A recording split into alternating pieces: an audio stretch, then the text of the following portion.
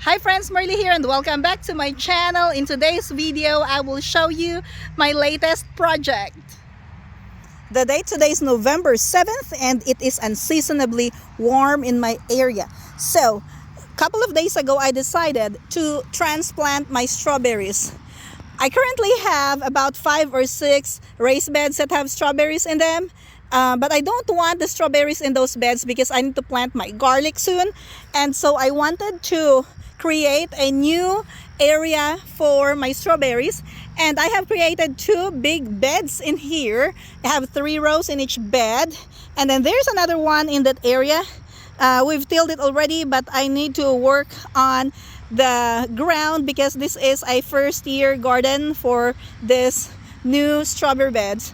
And so look at that, I have planted all the strawberries already in the 2 beds.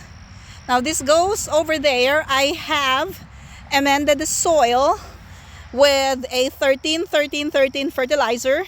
It's my first time to use a not organic fertilizer. We'll see what happens. So far they are looking great. These strawberries were transplanted last night.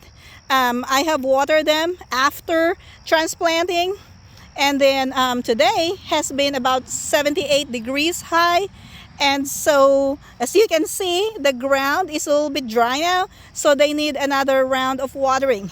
But so far this is looking good, and it looks like we're not gonna have a freeze or a frost for a while. So this is gonna be a warmer fall in my area, warmer than usual. Last week we had 3 days of deep freeze, but after that it has warmed up really good.